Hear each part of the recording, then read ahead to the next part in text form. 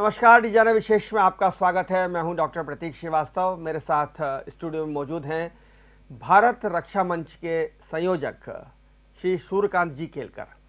केलकर साहब विद्यार्थी परिषद में लंबे समय तक काम करते रहे हैं। मध्य प्रदेश, उड़ीसा, पंजाब के संगठन मंत्री रहे, मध्य भारत के क्षेत्रीय प्रचारक रहे, संगठन मंत्री रहे हैं और मध्य प्रदेश के मुख्यमंत्री शिवराज सिंह चौहान को राजनीति में लाने का श्रेय अगर किसी को है तो वो सूर्यकांत जी को है। अगर ये कहा जाए कि शिवराज जी के पहले राजनीतिक गुरु अगर कोई हैं तो वो सूर्यकांत जी केलकर हैं। केलकर साहब इन दिनों भारत रक्षा मंच के संयोजक हैं और वे भारत में जिस तरह से घुसपैठ हो रही है और जिस तरह से बांग्लादेश, चीन भारत की सीमाओं का अतिक्रमण कर रहे हैं उसके लिए अलग जगाने का काम कर रहे हैं। सरकार को भी जगाते हैं, आम जनमानस को भी जगाते हैं और जो विसंगतियां हैं इस घुसपैठ की सीमा की, वो तमाम घुसपैठ की सीमाओं की विसंगतियों को देश और दुनिया के सामने लाते हैं। आपका बहुत स्वागत है केलकर जी। धन्यवाद। नमस्कार। मध्य प्रदेश के आप रहने वाले हैं, आपने अपना कार्यक्षेत्र पूरे देश को चुना है और देश के गृह मंत्री का आज ही एक बयान सभी अखबारों में है कि अब भारत की कोई 1 इंच भी जमीन नहीं ले सकता है। इस बयान के बाद, अमित शाह के इस बयान के बाद भारत रक्षा मंच जिसके आप संयोजक हैं उसकी उपयोगिता या उपादेयता अब क्या बची है? आपने बिल्कुल ठीक कहा। आरंभ से ही हमने ये माना है कि भारत की सीमा पर सुरक्षा तो सरकार कर रही है और अभी तो बड़ी अमित शाह के रूप में बड़ी जोरदार सरकार है। सीमा की रक्षा तो वो कर रही है और सीमा से आक्रमण होने की संभावनाएं लगभग अब समाप्त प्राय है। किंतु भारत के अंदर जो भारत है इसको अंग्रेजों ने खोखला करने का प्रयत्न किया। बाद में भी जो सरकारें आई इन्होंने भारत के अंदर ही भारतीयता और हिंदुत्व ये दो बहुत अलग विषय नहीं है और हिंदुत्व के प्रति द्वेष होने के कारण भारतीयता को ही कमजोर करने के प्रयत्न हमारे देश में चले। तो इसलिए भारत रक्षा मंच का अर्थ हमारा ये है कि भारत के अंदर जो भारत है जिसको इंडिया बनाने का प्रयत्न हुआ, कुछ अन्य बनाने का, उससे भारत की रक्षा करना ये उद्देश्य है। जो घुसपैठ की बात आप करते रहे, बहुत लंबे समय से बांग्लादेश की घुसपैठ का मुद्दा आपने उठाया, नेपाल से जो घुसपैठ होती तो उसका मुद्दा उठाया आपने और जो पाकिस्तान की तरफ से, पंजाब की तरफ से या कश्मीर में जो घुसपैठ होती है और वो तो आतंकवादी के रूप में हमारे सामने आते ही हैं।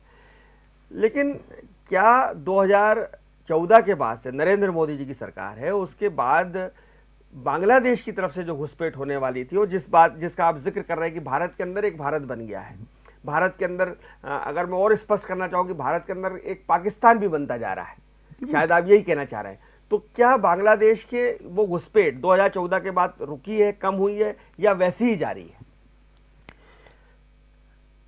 निश्चित रूप से नरेंद्र मोदी आने के बाद उन्होंने इस समस्या को, घुसपैठ की समस्या को, जिसको लेकर भारत रक्षा मंच शुरू हुआ, वास्तव में इस समस्या को नरेंद्र मोदी जी ने बहुत आग्रहपूर्वक इसका समाधान करने का प्रयत्न किया है।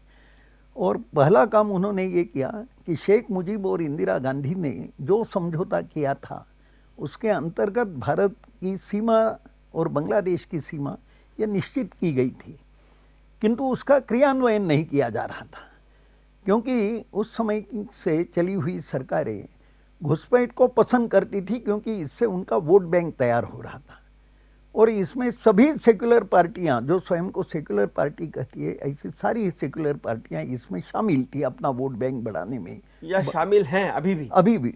अभी फर्क इतना ही हुआ है, मैं वही कहने जा रहा हूं कि मोदी सरकार आने के बाद उन्होंने वो समझौता जो शेख मुजीब और इंदिरा गांधी में हुआ था उसका प्रत्यक्ष क्रियान्वयन किया।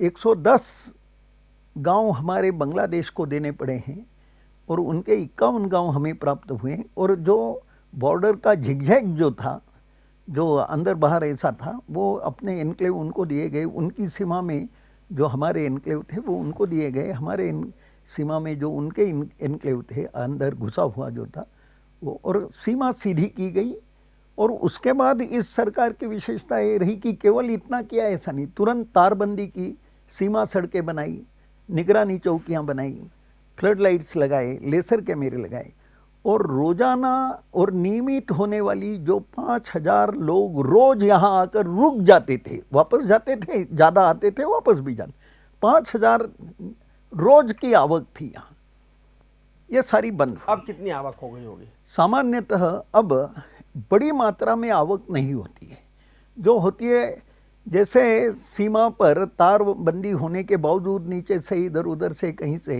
किंतु वो कुछ सैकड़ा में होगी पूरे सीमा पर। देखिए, असम में भारतीय जनता पार्टी की सरकार है, त्रिपुरा में भारतीय जनता पार्टी की सरकार है, पश्चिम बंगाल में ममता बनर्जी की तृणमूल कांग्रेस की सरकार है, पश्चिम बंगाल में मालदा जिले से बहुत बड़ी घुसपैठ होती है, असम में घुसपैठ होती है, त्रिपुरा में घुसपैठ होती है। तो इन तीनों राज्यों की घुसपैठ में क्या फर्क है? बांग्लादेश की तो तीनों राज्यों में आती है। सामान्यतः घुसपैठ त्रिपुरा, आसाम इस तरफ होना बंद हुआ है, क्योंकि अब तारबंदी हुई है। तारबंदी तो बंगाल पे भी है, किंतु स्वयं बंगाल की सरकार ही एक तरह से इस बात को पसंद करती है, इसलिए वहाँ से घुसपैठ होती है, किंतु वो भी एक दायरे में होती मालदा, है। मुर्शिदाबाद, हाँ, मालदा मुर्शिदाबाद बराबर, बिल्कुल। ये यहाँ से घुसपैठ होती है। जैसे गायों की तस्करी, ये मुर्शिदाबाद की ओर से ज़्यादा जोर से होती है, क्योंकि यूं कह सकते हैं कि सरकार जो है ये इस फेवर में है, इसलिए होती है, किंतु आसाम, त्रिपुरा इधर प्रायः बंद हो गई, होती है तो बहुत मामूली सी। एक समस्या ये भी है कि घुसपैठ हो रही है, आप उसको रोक रहे हैं, भगा रहे हैं, लेकिन कुछ सरकारें ऐसी हैं या पूर्व की सरकारें ऐसी थी जिन्होंने घुसपैठ जब हो गई तो वहाँ स्थानीय पॉलिटिकल नेतृत्व ने, स्थानीय राजनीतिक नेतृत्व में उनके राशन कार्ड बना दिए, उनके आधार कार्ड बना दिए, और अब वो वोट डाल रहे हैं भारत के चुनाव में, वो भारत के सिस्टम का हिस्सा बन गए। वो तमाम जो सुविधाएं केंद्र सरकार और राज्य सरकारें चला रही है, 85 करोड़ लोगों को जो मुफ्त का राशन मिल रहा है उसमें वो लोग भी शामिल हैं, जो भी आपको उनको सुविधाएं मिलना चाहिए देश से, वो सब मिल रही हैं। तो वो पहचान कब होगी कि ये वास्तव में मूल नागरिक भारत के नहीं थे, ये फर्जी तरीके से नागरिक बनाए गए? वो पहचान कब होगी और भारत रक्षा मंच उसके लिए क्या कर रहा है? बराबर आपका कहना। पहली समस्या तो ये थी कि ये जो लोगों का आना जाना था और बिना गिनती के आ रहे थे, ये पहला ही बात तो बंद हुआ। पहले तो नहीं तो ऐसा था कि भारत सरकार अगर किन्हीं को पकड़ करके सीमा पे छोड़ती तो वो वापस लौट के आ जाते थे। अब ये इतना आसान नहीं रहा, एक बात हुई। दूसरी बात सरकार ने की है CAA, सिटीजनशिप अमेंडमेंट एक्ट। इसके द्वारा सरकार ने बड़े हिम्मत के साथ बात बोली कि नॉन मुस्लिम्स जो है अफगानिस्तान, पाकिस्तान, बांग्लादेश से, जो वहाँ इस्लामिक स्टेट बनने के बाद जिनका जीना कठिन हो गया है, ऐसा वहाँ का अल्पसंख्यक वर्ग, यानी नॉन मुस्लिम, क्योंकि ये इस्लामिक स्टेट हो गई। जो बांग्लादेश में जो हिंदू रहते हैं या पाकिस्तान में जो हिंदू रहते हैं, बांग्लादेश, पाकिस्तान और अफगानिस्तान, बर्मा में, अफगानिस्तान, इन तीनों के सरकार ने नॉन मुस्लिम कहने के पहले ये बताया वहाँ का अल्पसंख्यक वर्ग, यानी हिंदू, जैन, बौद्ध, सिख, ईसाई, पारसी। अफगानिस्तान में सिख बहुत है, वही नहीं अफगानिस्तान में अब कोई हिंदू सिख नहीं बचा, अभी सब बाहर कर दिए गए। जो 200 बचे थे उनको भी अभी भारत सरकार ले आई। तो यहाँ से जो हिंदू सिख वगैरह को, केवल हिंदू नहीं, हिंदू, जैन, बौद्ध, सिख, ईसाई, पारसी, संक्षिप्त में सरकार ने इसे नॉन मुस्लिम कहा। मुसलमानों को ये बहुत बुरा लगा है कि उनको इतना खुले तौर पर बता दिया गया, ओपन किया गया। सामान्यतः यहाँ मुसलमानों के गलत कामों पे चादर डालने का प्रयत्न हमेशा चला है, जिसका परिणाम ये हुआ है कि गलत काम करने वाले मुसलमान बेशर्म बन गए हैं। गलत काम करने में उन्हें कोई शर्म नहीं आती, क्योंकि कोई भी बोलता नहीं है, चादर डालने का प्रयत्न होता है। सरकार ने CAA बनाते समय ये स्पष्ट कहा कि ये जो लोग हैं नॉन मुस्लिम, उनको जो 2014 तक आ गए हैं, उनको हम भारत की नागरिकता दे रहे हैं। सिटीजनशिप अमेंडमेंट एक्ट नागरिकता देने की बात है और सरकार ने वो दी है। अभी भी वो प्रत्यक्ष क्रियान्वयन उतना नहीं हुआ है। क्योंकि भारत में ऐसे लोग हैं जो उनमें अपना वोट बैंक और देखते जो हैं। मुस्लिम जो बांग्लादेश से आ गए, जो मुस्लिम पाकिस्तान से आ गए, हाँ अफगानिस्तान से आ गए, उनके लिए क्या करेंगे? हाँ हाँ, पहली बात तो ये है कि इनको नागरिकता मिल गई, नॉन मुस्लिम जो वहाँ जी, से आए, जी। जो उत्पीड़ित होकर आए, उनको दी है। लेकिन दोनों में जिन्होंने फर्क क्या है? घुसपैठ की है, मेरा सवाल वो है। मैं वही बता रहा हूँ कि घुसपैठ में दो प्रकार के लोग हैं, एक मुस्लिम, एक नॉन मुस्लिम। नॉन मुस्लिम जो आया है वो वहाँ से प्रताड़ित है, उसके जान माल की रक्षा नहीं है, उसके धर्म की रक्षा नहीं है, उसके बेटियों की रक्षा नहीं है, इज्जत लूटी जा रही है, इसलिए भाग के आया है। मानवता के नाते सरकार ने बिल्कुल उनको यहाँ की नागरिकता प्रदान की। ये एक बहुत अच्छी बात की, जिससे पहले की सरकारें बराबर जी चुराती रही, उनके बहाने इनको, मुसलमान जो आया है अलग कारणों से आया है। मुसलमान वहाँ उसकी इज्जत लूटी जा रही है, उसकी औरतों को छीना जा रहा है, उसकी बेटियों को, इस कारण नहीं आया है मुसलमान गरीबी के कारण आया है या बदमाशी के लिए आया है। इसलिए यह भेद करना ही होगा। हम मनमोहन सिंह जी के यहाँ मिले थे, उन्होंने साफ इनकार किया कि हम या तो दोनों को रखेंगे या दोनों को निकालेंगे, अर्थात दोनों को रखेंगे, ये उनका मंतव्य है। सीएए के द्वारा सरकार ने ये किया है, और एनआरसी का काम हुआ, केवल आसाम में हुआ, उसके द्वारा घुसपैठियों की पहचान की गई है। अब हमारा कहना इतना ही है कि सरकार एक घुसपैठ विरोधी कानून बनाए।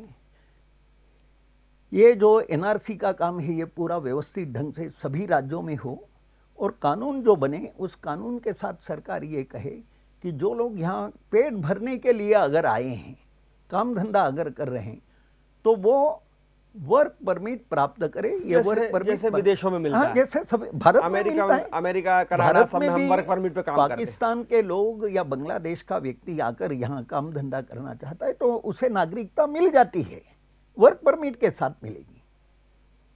तो यही बात इनके लिए की जाए जो वास्तव में ये है, और सरकार कहे कि भाई जिनको भी वर्क परमिट चाहिए, काम धंधा यहाँ करना है ना, रहना है ना यहाँ, तो वर्क परमिट। लेकिन अब जो लोग 10 साल पहले, 15 साल पहले नागरिक बन गए, सेकुलर सरकारें थी, आपने कहा सेकुलर सरकारों ने बना दिया, राशन कार्ड बना दिया, मतदाता पत्र बना दिया, अब उनको अब अगर आप उनको निकालना चाहोगे तो कैसे संभव होगा? हमने यही कहा, पहचान तो एनआरसी के द्वारा हुई।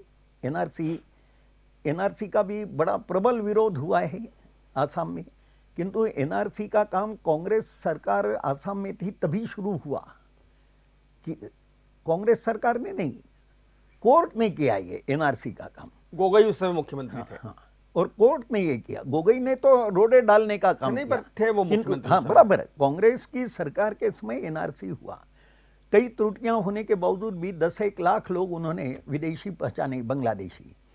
स्वाभाविक है उनके नाम वोटर लिस्ट से डिलीट होंगे, सारे सेक्युलर दलों के प्रभाव के कारण अभी तक इस चुनाव तक तो डिलीट नहीं हुए हैं, किंतु वो होंगे क्योंकि वो बांग्लादेशी है। रहा सवाल इसका कि बाकी सब जगह, इसलिए एक तो एनआरसी का काम सभी राज्यों में होना चाहिए। दूसरी बात हमारा ये कहना है कि भाई जो यहाँ काम धंधा करना चाहते हैं वो वर्क परमिट ले लें, और इसकी सुविधा सरकार कर दे कि पुलिस थाना, जो पास का पुलिस थाना हो वहाँ पर इसकी व्यवस्था। लेकिन अगर उनको वर्क परमिट मिल जाएगा, बांग्लादेशियों को या अफगानियों को या पाकिस्तानियों को, तो हमारे यहाँ भी कोई रोजगार की बहुत अच्छी स्थिति नहीं है। भारत का नौजवान भी बेरोजगारी से परेशान है, और भारत में जनसंख्या की जो वृद्धि है, जिस तरह से स्थिति भारत में है, तो हमारे ये जो बाहर के बांग्लादेशी घुसपैठी है, या अल्टीमेटली तो भारतीयों का ही रोजगार छीन रहे हैं ना। तो हमारी कीमत पर इनको रोजगार कैसे दिया जा सकता है, जिस वर्क परमिट की बात आप कर रहे हैं? इसके मामले में तो आज भी अगर कोई आते हैं वर्क परमिट लेके, वर्क परमिट मांगते हैं, तो सरकार का देने की, यानी सरकार ने वैसी व्यवस्था रखी है देने की, तो आज भी दे सकती है, दे ही रही है। पर उससे क्या हमारे आदमी के रोजगार में फर्क नहीं पड़ेगा? उसके लिए अलग से विचार करना पड़ेगा। अभी जो घुसपैठ का विषय है, ये मुख्यतः विषय इस कारण है कि जो घुसपैठियों में जो उपद्रवी तत्व आ रहे हैं, ये जो आ रहे हैं काम धंधा कर रहे हैं, वो तो अभी बैठ गए हैं, अब नए तो आने वाले नहीं है, जो आए हैं काम धंधा कर रहे हैं, उनका के मामले में अलग। एक बात ये भी होगी कि जब ये बात हो जाएगी वर्क परमिट वाली, तो सारा घुसपैठिया वर्ग जो है ये सरकार के कायदे के अंतर्गत आ जाएगा, सरकार के पास निश्चित जानकारी रहेगी। इसके आधार पर यूएनओ में भी बात रखी जा सकती है कि इतने घुसपैठियों का या इतने लोगों का हमारे ऊपर ये क्यों, और सरकार चाहे तब उनको निकाल भी सकती है, ये बात होगी। घुसपैठ के कारण हाँ। जो घुसपैठ हुई जिसका जिक्र आपने किया कि भाई घुसपैठ बहुत लंबे समय से हो रही है और बांग्लादेश के अलग होने के बाद से लगातार घुसपैठ चल रही है और सरकारें भी पसंद करती थी उस समय की घुसपैठ हो। तो ये घुसपैठ की वजह से पश्चिम बंगाल में, असम में, त्रिपुरा में धार्मिक असंतुलन की स्थिति बन गई है। जनसांख्यिकी जिसको हम डेमोग्राफिकल बोलते हैं, वो डेमोग्राफिकल डिफरेंस और असंतुलन की स्थिति बन गई है, जिसके कारण अभी बहुत सारी परेशानियां सामने आ रही है, विवाद हो रहे हैं, हिंसा हो रही है, तनाव हो रहा है और आंतरिक सुरक्षा खतरे में पड़ गई है। मैं इस शब्द का इस्तेमाल करना चाह रहा हूँ। तो इससे निपटने का क्या तरीका हो? बिल्कुल बराबर है। वास्तव में मैंने जैसे कहा कि भारत के अंदर भारत की रक्षा करने की आवश्यकता है। उसमें सबसे पहला भारतीयता का मूल घटक है हिंदू समाज। हिंदू समाज इस देश की रीढ़ है। यह रीढ़ ही छोटी हो रही है, ये रीढ़ ही छोटी हो रही है। जिस गति से मुस्लिम जनसंख्या बढ़ रही है, ये चिंताजनक विषय है। 2001 और 2011 की जनगणना अगर देखें, उनके आंकड़े देखें, तो ध्यान में आएगा कि 2001 से 2011 इस बीच जनसंख्या वृद्धि हुई है 16%। 16% जनसंख्या वृद्धि एवरेज जनसंख्या यानी सभी की मिला करके है। अलग से मुसलमानों की कितनी जनसंख्या वृद्धि हुई, इसके आंकड़े आप देख सकते हो डेमोग्राफी के इसमें जनसंख्या के अंतर्गत मांग भी सकते हो। मुस्लिम जनसंख्या बढ़ी है 24% 2001 और 2011 के बीच। एवरेज बढ़ी है 16%। केवल मुसलमानों की जनसंख्या है 24% बढ़ी हुई। इसका अर्थ यह है कि हिंदू से लगभग दुगनी इससे गति से वो बढ़े हैं। और इसी के कारण डेमोग्राफी के जानकार लोगों का ये कहना है कि स्थितियां अगर ऐसी ही चलती रही, 2011 तक जैसी थी, 2014 से थोड़ी बदली है, किंतु 2011 तक जैसी स्थितियां थी वैसी स्थितियां अगर आगे चलती रही, तो डेमोग्राफी के जानकार लोगों का ये कहना था कि 2061 की जो जनगणना होगी वो बताएगी कि हिंदू और मुसलमान दोनों भारत में 50-50% हुए हैं। अब इसमें ध्यान देने की बात यह है कि 1947 के समय भारत में मुसलमान 25% था। कुल जनसंख्या में मुसलमान 25% था और उसने पाकिस्तान बना लिया। उसमें भी कुछ बातें और भी बहुत स्पष्ट है जो मैं आपके सामने पर जैसे अभी हावड़ा के अंदर जिस तरह से हनुमान जयंती के ऊपर जुलूस पर हमला हुआ, समस्तीपुर में बिहार में हुआ, जिस तरह से हमले हुए, पथराव हुआ, और ममता बनर्जी ने ये कहा कि चूंकि मुसलमानों के रोजे चल रहे थे तो रोजे में रहते हुए तो वो इस तरह की हरकत करेंगे नहीं, पथराव करेंगे नहीं, क्योंकि रोजा तो जो है वो पवित्र भावना से होता है। ये उनका मुख्यमंत्री जी का स्टेटमेंट था, ममता जी का। और दूसरी बात उन्होंने कही कि साहब वो ये जो यात्राएं थी, धर्म यात्राएं, और खासकर हिंदू समाज की जो यात्राएं थी, वो एक विशेष क्षेत्र में क्यों गई? जाना ही नहीं चाहिए था उनको उस विशेष क्षेत्र में, चूंकि वहाँ आबादी अल्पसंख्यक आबादी थी वहाँ पर, तो उन यात्राओं को, धर्म यात्राओं को वहाँ जाना ही नहीं चाहिए। तो अब सवाल ये उठता है कि जो डेमोग्राफिकल जो असंतुलन हो गया है, जनसंख्या का जो असंतुलन हो गया है, उसके कारण क्या अब हम ऐसे क्षेत्र बांट लेंगे कि यहाँ पर हिंदुओं की यात्रा निकलेगी, यहाँ पर मुसलमानों की यात्रा निकलेगी, यहाँ पर सरदारों की निकलेगी, यहाँ पर जो है वो फिर थोड़ा सा और आगे चलेंगे तो यहाँ पर यादवों की यात्रा निकलेगी, यहाँ लोधियों की निकलेगी, यहाँ बनियों की निकलेगी, यहाँ बम्मनों की निकलेगी, ऐसा कुछ बंटवारा हो जाएगा? आपने बिल्कुल ठीक विश्लेषण किया। सामान्य व्यक्ति भी आपके विश्लेषण को सुनकर के मानेगा कि ये अगर ऐसा चलने दिया तो ये होने वाला है, किंतु ये चला है। मैं वही याद दिलाना चाहता हूं कि जब पाकिस्तान बना 1940 में, मुस्लिम लीग ने पाकिस्तान बनाने का प्रस्ताव पारित किया। लोगों ने जिन्ना को पूछा, या आप पहले तो बड़े देश की बात करते थे, अब आप देश को तोड़ने की बात कर रहे हो, आप एक नया मुस्लिम देश बनाने जा रहे हो।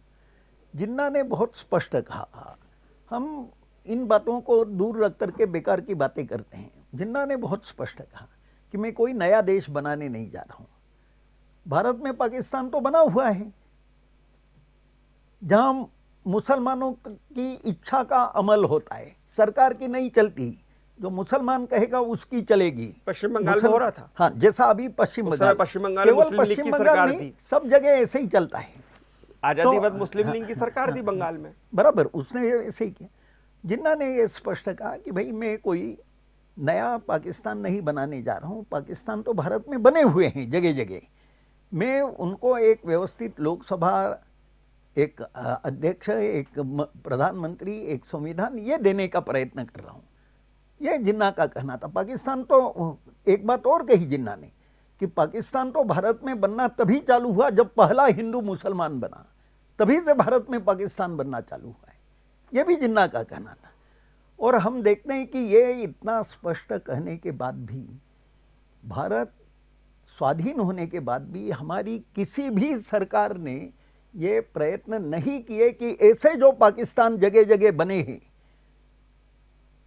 उनको खत्म किया जाए, उनको मिटाया जाए, आम बस्ती जैसी वो बस्ती बने।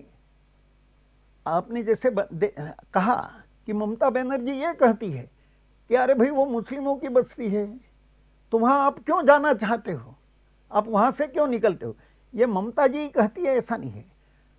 हर एक राज्य में जो सेक्युलरी सरकार है, वहां की पुलिस है सेक्युलरी सरकार की, वो हिंदुओं को कहेगी कि आपका दुर्गा का जुलूस यहाँ से क्यों ले जा रहे हो, रामनवमी का जुलूस वहां क्यों ले जा रहे हो, यही एक मोहल्ला बचा है क्या। बंगाल में तो दुर्गा का जुलूस रोका गया क्योंकि ताजिया आ गया था, तो उनका पहले ताजिया निकलेगा, आप दूसरे दिन निकाल लीजिएगा। ये जो उनकी अलगाव की मनोवृत्ति है मुसलमानों की, उसका संवर्धन, पोषण, इसका हल क्या है? इस तरह की पॉलिटिक्स का हल क्या है? हाँ, इस तरह की पॉलिटिक्स का वास्तव में हल तो ये है कि रिकॉन्सिलेशन का एक प्रयास ढंग से देश में होना चाहिए। ऐसा है, हिंदू चुप है, मुसलमानों को चाहे जैसा काम करने पर भी उनके गलती के बारे में बोलो मत, भाईचारा बना के रखो, ये हिंदू को सिखाया जाता है और मुसलमान गलत पे गलत बोला जाता है। और एक तरह से मुसलमानों का बेशर्मी का काम चालू है। अभी आपने फिर देखा होगा, मुसलमानों ने अभी वो वहाँ मांग कर दी है, कहाँ, वजू करने की, कहाँ पे की है ये, प्रयाग में, कि वहाँ ये नहीं है, शिवलिंग नहीं है, वहाँ वजू करने की हमें अनुमति दो। वास्तव में तो भाईचारा अगर चाहते तो बहुत स्पष्ट है कि वो मंदिर था, ज्ञानवापी शब्द से ही स्पष्ट है कि वो क्या होगा। वापी यानी कुआं। हाँ, वापी यानी संस्कृत के शब्द है, सब कोई जानते हैं, थोड़ा भी संस्कृत जानने वाला। उसके बावजूद भारत का मुसलमान हिंदू से नफरत करता है, झगड़ा करना चाहता है, वो अड़ा हुआ है। वास्तव में हम थूकते रहे, इसका उसे ग्लानि नहीं है। संघ प्रमुख ने तो कहा कि हम सबके पूर्वज एक हैं, हम सब भारतीय हैं, हमारी जड़ें ये हैं, और यहाँ जो भी रह रहा है वो भले ही मुस्लिम हो लेकिन वो भारतीय और वो हमारे पूर्वज एक है। ये संघ प्रमुख का बयान है। ये किसका? संघ प्रमुख का। हाँ, बिल्कुल बराबर। यह बयान संघ प्रमुख का होना ये तो स्वाभाविक है। मुसलमानों में से कितने लोग ये बयान दे रहे हैं? वास्तव में मुसलमान को यह समझाने की आवश्यकता है, और यह सत्य है जो संघ प्रमुख ने कहा है कि सबके पूर्वज राम और कृष्ण है। राम कृष्ण यही हमारे वास्तव में राष्ट्रीय नेता है।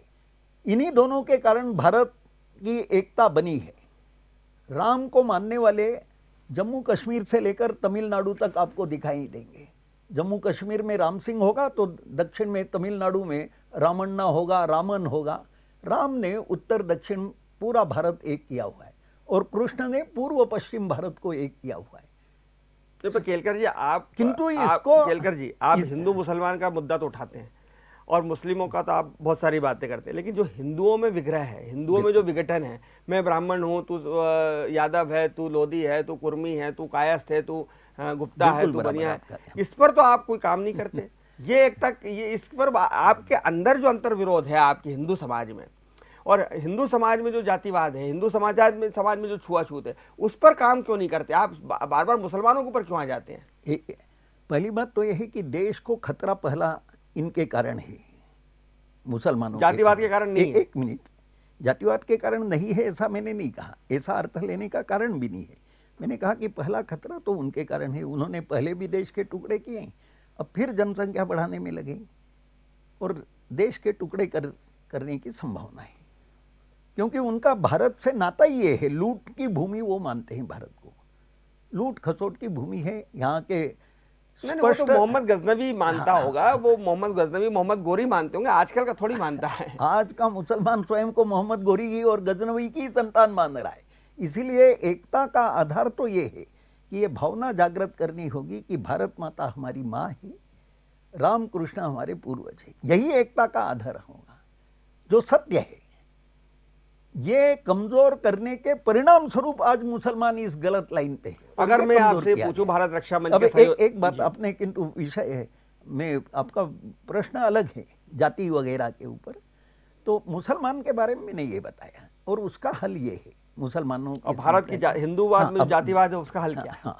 वास्तव में हिंदुओं में जातिवाद वगैरह यह भी अंग्रेजों की देन है और अंग्रेजों की बहन कांग्रेस रही है। अब उनको गए तो 60 साल हो गए, किंतु उन्होंने जो बीज बोए उनके पौधे और वृक्ष बनाए हमारे देश की सरकारों ने, और इन्होंने भी जातिवाद को खूब सींचा है। हमारे देश में आप और हमें ये पता ही नहीं है कि इंदौर में कितने ब्राह्मण है या कितने यादव है, पिछड़े हैं, कितने पिछड़े हैं, कोई पता नहीं है। किंतु चुनाव आए कि राजनीति बताती है कि इस वार्ड में या इस विधानसभा में इतने पिछड़े हैं, इतने ब्राह्मण हैं, इतने ये हैं। वो कहेंगे कि प्रतीक श्रीवास्तव तो जीत नहीं सकते यहाँ से, क्योंकि यहाँ वो श्रीवास्तव है और यहाँ कायस्थ है और यहाँ पिछड़े लोग ज़्यादा है। ऐसा करके सामान्यतः राजनीति ये जातिवाद, जाति व्यवस्था थी, उसे जातिवाद और जाति संघर्ष में बदलती जा रही है। मैं ये काम आखिरी सवाल आपसे करूंगा कि बहुत लंबे समय से आप भारत में घुसपैठ के खिलाफ काम कर रहे हैं, भारत रक्षा मंच के बैनर तले संयोजक हैं आप। 2014 के बाद जो सरकार आई नरेंद्र मोदी जी, क्या आप ये मानते हैं कि उनके आने के बाद उनको कितने नंबर अगर आप देंगे भारत की घुसपैठ रोकने में, वो कितने हद तक कामयाब हुए पिछले 9 साल में? निश्चित रूप से अगर नंबर ही देने हुए तो मैं यूँ मानूंगा कि 80% काम उन्होंने किया है। बहुत धन्यवाद केलकर जी आपका इस बढ़िया चर्चा के लिए। बहुत ही विचारोत्तेजक चर्चा है, कई मुद्दे बहुत ही गंभीर हैं जिस पे आपने बहुत ही मुझे कहना चाहिए कि कठोर शब्दों में बात की है। हालांकि डिजाइनर न्यूज़ हमेशा सामाजिक समरसता की बात करता है, लेकिन फिर भी आपके द्वारा उठाए गए सारे मुद्दे बहुत महत्वपूर्ण हैं, बहुत ज्वलंत हैं और इन मुद्दों पर आम आदमी को सोचने की ज़रूरत है कि हम हमारे देश को मजबूत कैसे बनाएं, सुरक्षित कैसे बनाएं। और सबसे बड़ी बात यह है कि हमारे यहाँ जो भाईचारा है जिसका आप जिक्र कर रहे थे, जिस रामकृष्ण का आप भारत बनाना चाहते थे, जिस भाईचारे की और गंगा जमनी सरस्वती तहजीब की बात आप जो कर रहे थे, वो स्थापित हो, इस बात की हमको ज़रूर कोशिश करना चाहिए, तभी भारत मजबूत होगा। देखते रहिए डिजाइनर न्यूज़, खबरों का सिलसिला जारी रहेगा। नमस्कार। नमस्कार।